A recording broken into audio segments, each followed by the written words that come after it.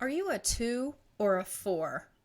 What I mean by that is, do you let life happen to you or do you make life happen for you? There are many things in life that we have no control over, such as who our parents are, the color of our skin, our height, our eye color, our intellectual capacity, our special talents, and our disabilities. These things could be said to be the luck of the draw. What we do have control over, though, is our ability to overcome obstacles and to make good choices. Challenge only makes you better. When something that's upsetting or disappointing happens, as they always will, we can make the choice to see them as learning opportunities that will make us a better person. It's like going to the gym. You go through the pain to see the great results later. And I know when we're in the middle of some emotional turmoil, we usually don't see that there's a lesson there. But the lesson could just be, maybe I can learn to understand this other person's problems. If it really is all about the other person, maybe it'll just give you greater insight in dealing with someone like that and help them through their pain. So any obstacle can be a catalyst for building character for us.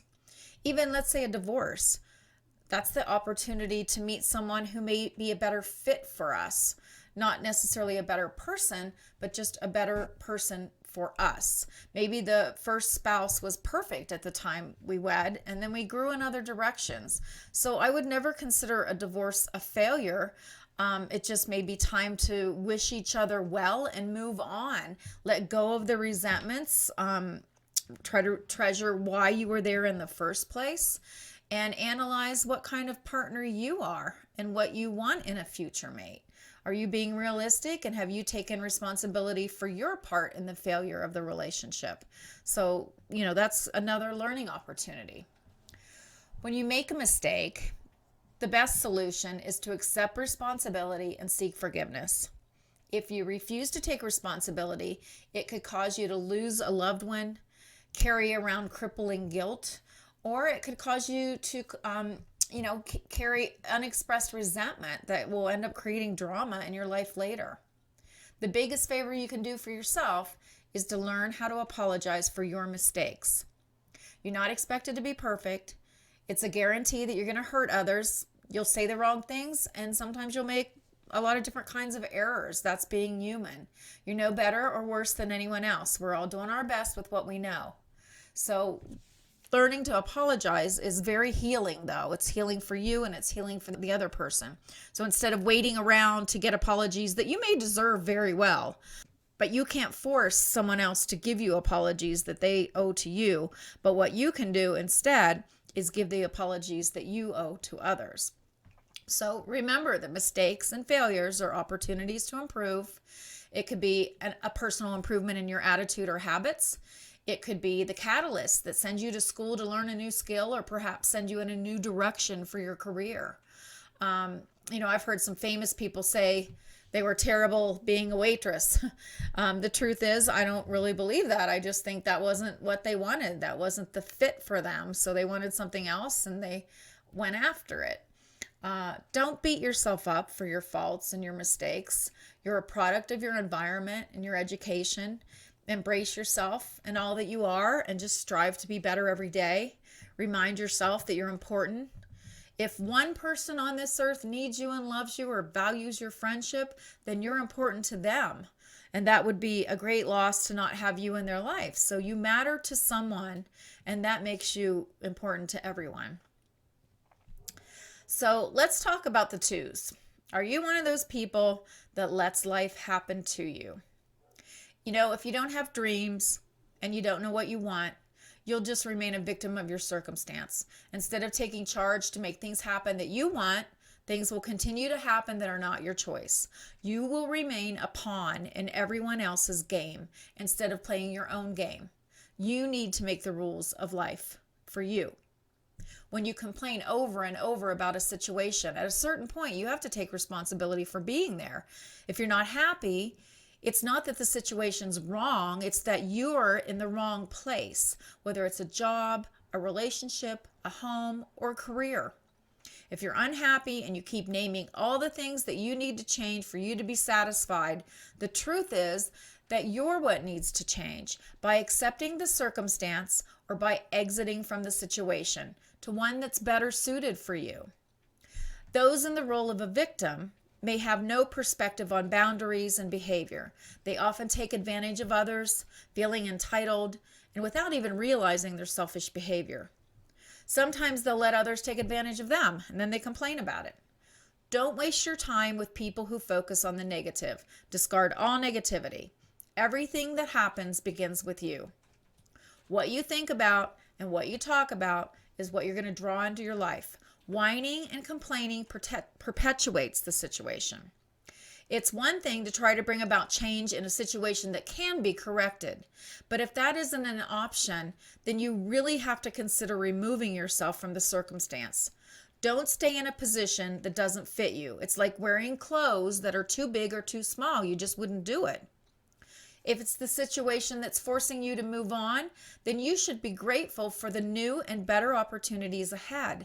You don't need to feel hurt or insulted. If someone doesn't want you for a job or a relationship or anything else, if you're not what they're looking for, it doesn't mean you aren't good enough. It means you aren't the right fit.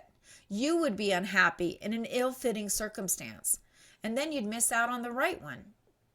So remember, we're all on our own path. No one owes you anything, and you don't owe anyone else anything. If you don't like the way someone treats you, then don't spend time with them. If someone disappoints you all the time, then don't expect anything of them and don't do anything for them. You can't control the behavior of other people, but you can control your reaction to their behavior. And you set up your own boundaries. Others will learn from your actions quicker than from your nagging. So if you set up strict boundaries and you act accordingly, and that's how you're going to teach people how to treat you. What others think of you shouldn't be an issue. They don't know the truth of your life, and it doesn't really matter. If you're living a life worried about impressing other people or what they think about you, you're living life for them. What others think of you is not as important as what you think of yourself. And likewise, you have no right to judge others. You haven't lived their life. And even if you have, you're a different person with different tools and different coping skills. You may do better or you may do worse in the same situation. In the end, we're all doing our best with the tools and skills we have in our individual circumstance. Be proud that you're here and you're learning to do better. So if you're not a 2, then you must be a 4. And if you are a 2 or do have some of the qualities of a 2, let's concentrate on ways we can turn you into a 4. 4s make life happen for themselves. They take charge. They take the upper hand. First of all, never settle for less than what you deserve. The more you feel you deserve, the more you'll have. However, you have the obligation to live up to your full potential. You can't just expect to be entitled to have everything you want. You have to work for it. So you have to work hard to make the things that you want happen in your life. That takes effort. If you don't want to put in effort, then you're going to stay a 2. Remember that anytime you set your sights on a goal that isn't reached, even if you've done your best, you'll likely end up in a better situation because the universe always rewards action. So take some kind of action. Action is better than nothing. And if you strive to do your best, you'll feel better about yourself. Your integrity influences your opinion of yourself, which is what really matters. So if you always do what's right and what's fair, you'll have self-respect and the respect of those in your life. That respect stamps your authenticity.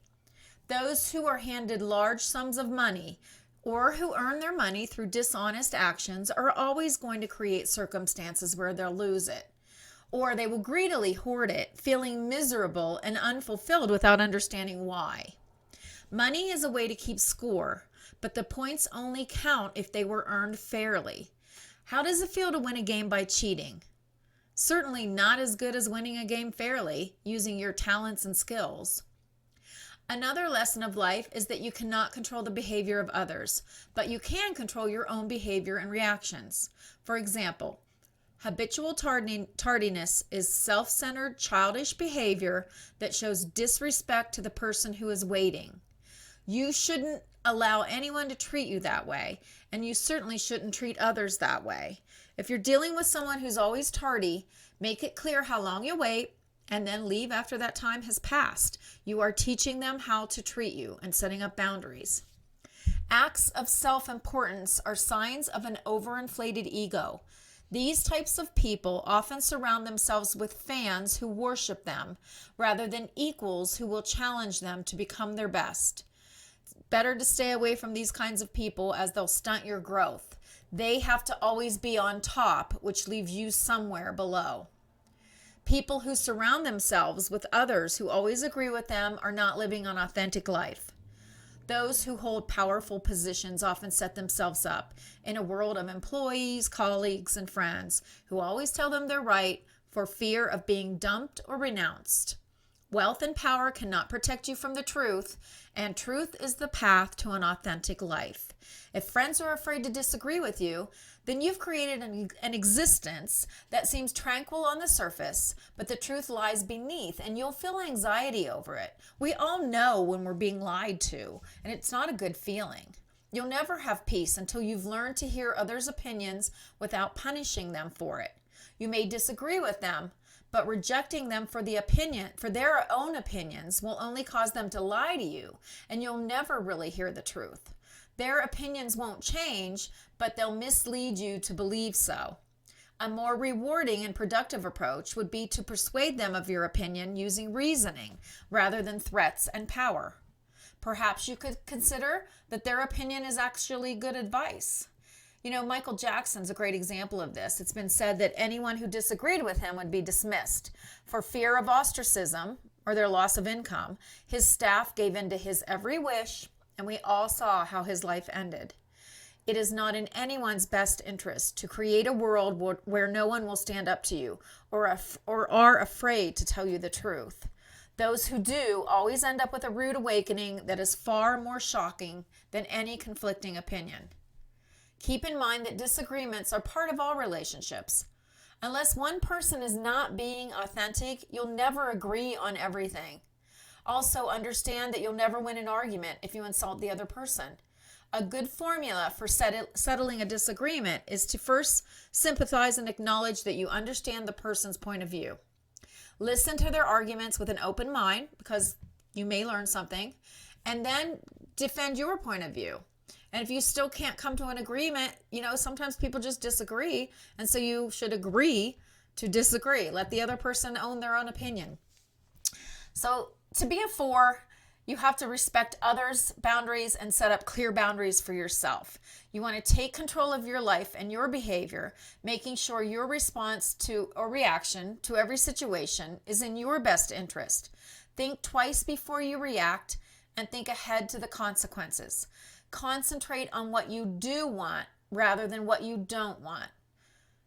Being a kind, generous, grateful person will attract more kind, generous, grateful people. Now, I will add a side note. Sometimes being very kind and very generous attracts the opposite. If you're a giver, you attract takers. So you just want to monitor that, your relationships are evenly balanced. Of course, there's sometimes when your friend needs you more than you need them and vice versa. And that's real friendship and a real relationship. But when it's always out of balance, then that's not really a good friendship. So the bottom line is, to be a 4, you really you want to take charge of your life, and you want to create the world that you want without creating a world that's not authentic. Again, getting money by cheating isn't really authentic. That's not going to make you feel good about yourself, because you will know. Nobody else might know, but you'll know. And then, surrounding yourself with people who always give in to you and always agree with you, that's also not being authentic. We can't always have our way. We can't always get everything we want. But learning to compromise and make someone else happy is also a really good feeling. And that creates, that turns you into a winner rather than a pawn in everybody else's game. So just, it takes a different way of thinking, if that's not already your way of thinking, but really start paying attention to what you give and what you get back and how you treat other people. That's how you become a 4.